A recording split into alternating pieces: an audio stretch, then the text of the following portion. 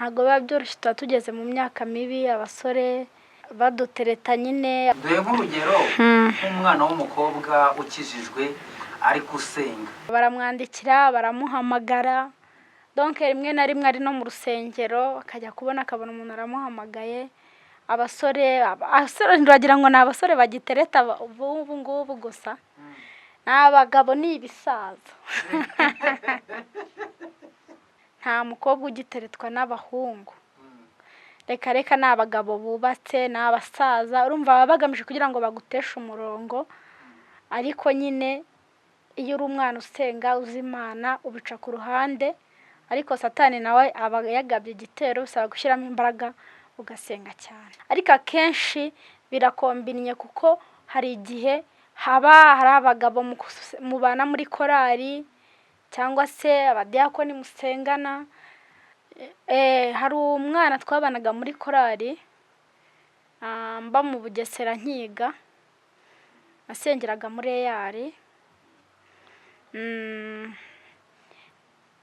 Uyu yatewe inda na mwarimu, twaranabanaga muri kompasiyo. Umwarimu yamuteye inda, umwarimu w'ikanisa. Ni ukugira ngo babone fizika ariko uri umurokore, ariko mo imbere mu mutima wawe rwose warabiciye, n'inzoga uzinywa byose winywera. hanyuma se iyo ari kugutereta noneho ni irihe banga abo bagabo bakoresha bo muri izo nsengero? Bakoresha ibanga nyine, aguhamagara, se uraza muri korali, ese ko naherutse kukubona, dufite amasengesho y'iminsi 3. Waririmbye neza. Ati uyu munsi waririmbye neza, ati wari wambaye neza, wari wambaye ikanzu nziza, ufite ijwi ryiza. Ibintu nk'ibyo nyine bigenda none se Imana iguhera byose rimwe? Ushobora kuguha umugore ariko ibibatunga ntibibahe. Kandi hari icyo Imana ivuze se? Hari icyo Imana ivuze? Ibuze? Yego ntago ikibuze, byose irabifite, ariko ntago hari igihe itabitangira rimwe cyane. Rwose twaratsikamiwe. Reka mvugira abakobwa muri rusange kuko abenshi ndumva batekereza nkanjye. Twaratsikamiwe rwose. Hari igihe uhura n'umukobwa yambariye neza kandi asenga, ntago imyenda ari isobanura ko umuntu asenga. Ubwo rero abadeperi rwose ni ukubabohora, kuko akenshi ujya ubona no ku macano menshi abantu basenga bavuga butumwa b'abamama baba bakeye rwose, na makeup barazisiga. Baba bafite imisatsi basutse, amaherena, makeup. Ubundi gukizwa k'umuntu ni mu mutima. Ikintu ntiyiziho ngira impuhwe. Ngira impuhwe, ntago nabona umuntu ababaye ngo mfite ikintu nkimwime. Oya, ntago byakunda kankubita irindi tama. Ntago byakunda. Ntago byakunda rwose. Imana imbabare, ntago nkurikiza amategeko yahaye. Mu mategeko ari muri Bibiliya nkurikiza iryo ntiririmo. Ry'uko umuntu yankubita urushyi mu musaya umwe nkamuhindukiriza mu wundi, byo ntago bikunda. Uramureka ukigendera, ariko nyine urababara yego, ariko ntago wahita umuhereza undi musaya ngo nawe akubiteho. Ubwo urumva ko kaba ari agasuzuguro. Igice cy'umubiri wanjye nkunda, nkunda amaguru yanjye. Nkunda muri gospel, nkunda Israel Mbonyi. Hari indirimbo ye uzi se? Hari indirimbo ye uzi? Ndayizi ariko nziho agace gato. Ntacyo, ririmba agace gato kayo k'umuhanzi ukunda. Okay. Ngo ninde ushaka kugira ubwiza, ukeneye icyubahiro, gahona agende abishakishe, akora ibyiza ubudacogora. We niyite ku maso y'abantu, kuko ubwabo ntibamukunda, ahubwo yite ku izina mwita, kuko ndi Imana yamuremye. tubahaye ikaze nshuti bakunzi ba Yoswa TV. muri aya masaha hari umutumirwa twakiriye. muri aya masaha muramubona, ni umukobwa mwiza. reka twibwire amazina. nitwa bande? murakoze, nitwa Ingabire Nadine. Nadine, amakuru? ni meza. ko mbona ufite morale se? morale ndayifite. ni iki cyagushimishije uyu munsi? uyu munsi nashimishijwe nuko nagiye gusenga nkagira ibihe byiza. Imana yakubwiye ngo iki? Imana yambwiye ko imfitiye ibintu byinshi byiza cyane.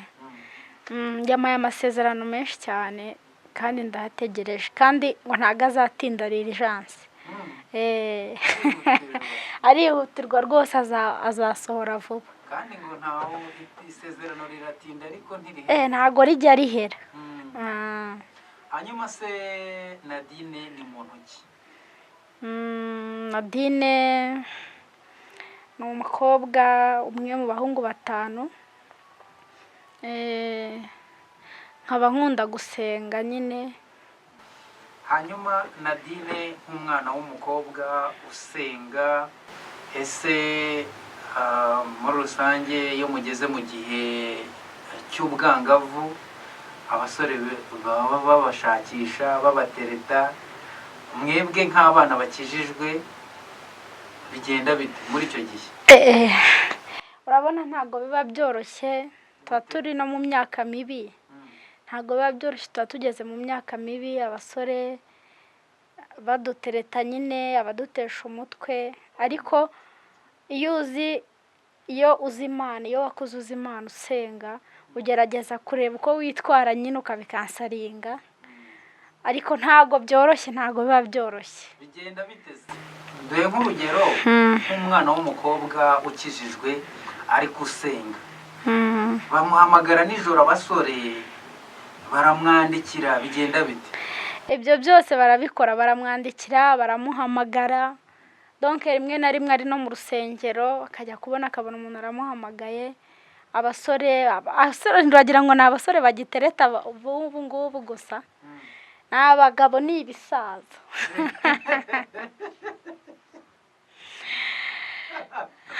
abagabo nibo batereta abakobwa cyane, abasore ni bakeya ubu ngubu. hari ikintu kimwe njya mbona, nta mukobwa ugiteretwa n'abahungu. reka ni abagabo bubatse, ni abasaza. urumva baba bagamije kugira ngo baguteshe umurongo. ariko nyine iyo uri umwana usenga uzi Imana ubica ku ruhande. ariko Satani nawe aba yagabye igitero, bisaba gushyiramo imbaraga ugasenga cyane. none se nk'abantu muri mu makorari ababatereta ni abo muri izo nsengero cyangwa ni abo mu hanze? hari igihe baba ari mu rusengero, hari n'igihe baba ari abo hanze. ariko akenshi birakombinnye, kuko hari igihe haba hari abagabo mubana muri korari, cyangwa se abadiyakoni musengana, nabo bashobora kukubera ikigeragezo rimwe na rimwe, ariko cyane cyane ni abo hanze. ariko se nk'umudiyakoni wenda utekereza gutereta umukobwa baririmbana, kandi uwo mudiyakoni afite umugore, muri rusange abamubeshya iki? ko mu rusengero baba babigisha ko ibyo bidakwiye, abamubwira ngo iki? rimwe na rimwe hari igihe aba agamije kuba yamutesha umwanya. erega abantu bakijijwe muri iki gihe ni bakeya, ni bakeya rwose. ariko umutima w'umuntu niwo ubuze ukuri. ariko hari igihe aba agira ngo amuteshe umurongo. ntabwo abantu bose ariko bari mu gakiza. umuntu wese ujya mu rusengero siko asenga by'ukuri. hari nka experience ufite wadusangiza ubuhamya? hari umwana twabanaga muri korari, mba mu Bugesera nkiga, nasengeraga muri eyari. uyu yatewe inda na mwarimu. twaranabanaga muri kompasiyo. umwarimu yamuteye inda, umwarimu w'ikanisa. kandi rwose ni ibintu byadutunguye, kandi twabonaga uwo mwana yitonda cyane. yari n'umugenzuzi wacu muri korari. dutungurwa no kumva mwarimu yaramuteye inda, bibaho cyane, ubwo nibwo buhamya mfite. ngo hari n'abandi noneho bitwaza gutega mu mutwe ikanzu ndende ariko n'ubundi hanze barabiciye, ibyo byo biba bihagaze gute? Baba barabiciye cyane, ahubwo bariya ni nabo babi. Aho kugira ngo barahari, ni ukugira ngo babone fizika ariko uri umurokore, ariko mo imbere mu mutima wawe rwose warabiciye, n'inzoga uzinywa byose winywera. Hanyuma se muri rusange wenda nk'iyo muri ayo makorari inyigisho babaha ni izihe? Wa muntu ubwo ngubwo gutereta iyo mukubitanye amaso bigenda bite? Yubika umutwe nyine, nawe urabyumva, nta kureba mu maso, areba abandi, kuko abazi ibyo akubwira bitewe n'ibyo muganira. Hanyuma se iyo ari kugutereta noneho ni irihe banga abo bagabo bakoresha bo muri izo nsengero? Bakoresha ibanga nyine, aguhamagara, se uraza muri korari, ese ko naherutse kukubona, dufite amasengesho y'iminsi 3. Waririmbye neza? Ati uyu munsi waririmbye neza, ati wari wambaye neza, wari wambaye ikanzu nziza, ufite ijwi ryiza, ibintu nk'ibyo nyine bigenda cyane. Hanyuma se mubyitwaramo mute? Ukuntu tubyitwaramo rero bigusaba gushyiramo ubwenge bwinshi, ukabona umuntu nimba atangiye kukubwira ibintu nk'ibyo ngibyo, ukabasha kubikansaringa hakiri kare, ukirinda ibiganiro hagati yiwe nawe, ukamwima umwanya. Undi buriya ikintu cyose kizira ko wagihaye umwanya, iyo ubyimye umwanya birakunda kandi birashoboka. Hanyuma se ubwo weho iyo witegereje ubona ari iki gituma abana b'abasore cyangwa se reka tuvuge abasore batakigira ubushake bwo gutereta abakobwa, kandi igihe kigeze ugasanga umusore afite imyaka 28 ntaranavugisha umukobwa? Umusore biterwa n'igihe aba yarihaye cy'igihe azashakira umugore, ntawamenya. Bigira igihe. Nese ntabwo uzi abahungu bashaka bafite n'imyaka 35, 40. Ibyo nabyo bishobora kumubera imbogamizi. Agishaka ubushobozi se? Hari igihe aba agishaka ubushobozi. Kandi Bibiliya ivuga ko urugo n'amatungo umuntu yabihabwa n'umubyeyi, ariko umugore mwiza Imana ikamuguha. Ubwo se Imana iguhaye umugore mwiza yakwima n'ibibatunga? None se Imana iguhera byose rimwe? Ushobora kuguha umugore ariko ibibatunga ntibibahe. Kandi hari icyo Imana ibuze se? Hari icyo Imana ibuze? Ibuze? Yego ntabwo ikibuze, byose irabifite, ariko ntabwo hari igihe itabitangira rimwe. Bigenda biza mu byiciro, kuko n'amasezerano ntagasohorera rimwe. Ese Nadine, karame, mu madini n'amatorero kimwe no mu Rwanda hose, hari mu muryango nyarwanda hari ikibazo cy'abana bagenda batwara indazi imburagihe. Muri rusange no mu matorero barimo abakristo bagiye batwita imburagihe. Kuboneza urubyaro, gukoresha prudence, mwe mubivugaho iki nk'abakristo? Urebye ntabwo abakristo babyemera ibyo gukoresha byo kuboneza urubyaro. Akenshi n'ababishaka kubikora bakoresha prudence rimwe na rimwe. Ariko hari n'ababikoreraho nyine, ni kwa kundi birangira bateranye inda. Ariko hari abajya bavuga bati amadini n'amatorero akwiye guhindura imyumvire. Ubona birakwiye ko wenda nka ADEPR bashyiraho za meshi, agapantaro bakakambara, uduherena, abana b'abakobwa bo muri ADEPR mubona mwaratsikamiwe? Cyane rwose twaratsikamiwe. Reka mvugira abakobwa muri rusange, kuko abenshi ndumva batekereza nkanjye. Twaratsikamiwe rwose. Hari igihe uhura n'umukobwa wiyambariye neza kandi asenga, ntabwo imyenda ariyo isobanura ko umuntu asenga. Ubwo rero abadeperi rwose ni ukubabohora, kuko akenshi ujya ubona no ku macano menshi abantu basenga bavuga butumwa b'abamama baba bakeye rwose, na make-up barazisiga, baba bafite imisatsi basutse, amaherena, make-up. Ubundi gukizwa k'umuntu ni mu mutima. Ese Nadine, umuntu hari ibintu aba yiyiziho ndetse n'ibyo abandi bamuziho n'iby'Imana imuziho. Wowe tubwire wenda karite zawe, ibyiza byawe ni ibihe, ariko bya bindi bitagaragara. Bitagaragara mu mico. ikintu niyiziho, ngira impuhwe. Ngira impuhwe, ntabwo nabona umuntu ababaye ngo mfite ikintu nkimwime.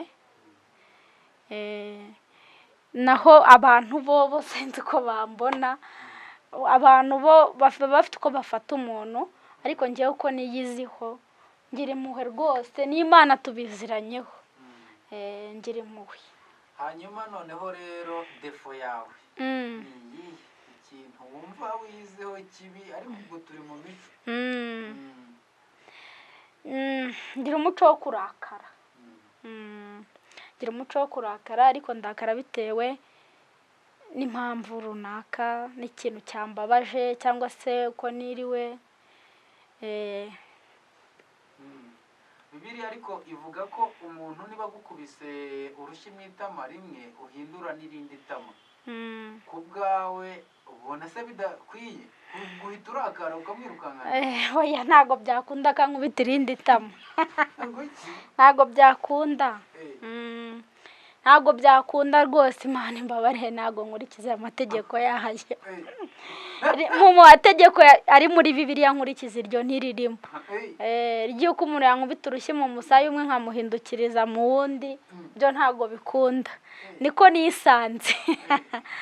Uramwishyura se bigenda bite? Uramwishyura?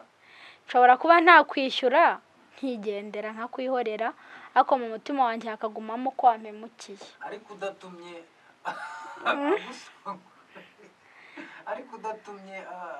akongeza urundi. Uramureka ukigendera, ariko nyine urababara yego, ariko ntabwo wahita umuhereza undi musaya ngo nawe akubiteho. Ubwo urumva ko kaba ari agasuzuguro. Nadine ni ikihe gice cy'umubiri we akunda? Igice cy'umubiri wanjye nkunda,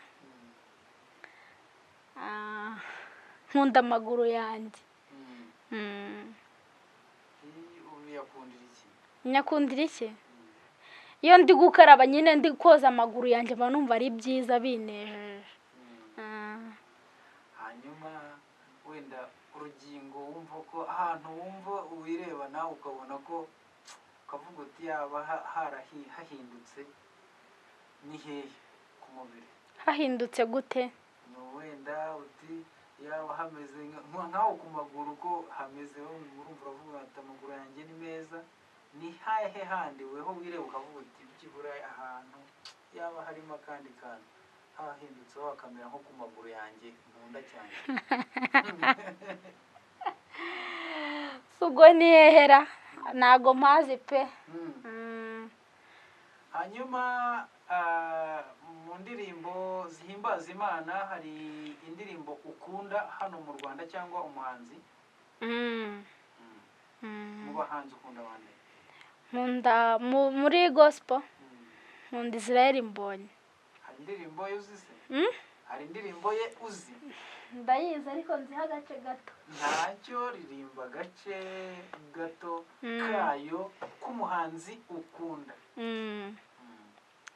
Okay. Ngo ninde ushaka kugira ubwiza, ukeneye icyubahiro, gahona agende abishakishe, akora ibyiza ubudacogora. We niyite ku maso y'abantu, kuko ubwabo ntibamukunda, ahubwo yite ku izina mwita, kuko ndi Imana yamuremye.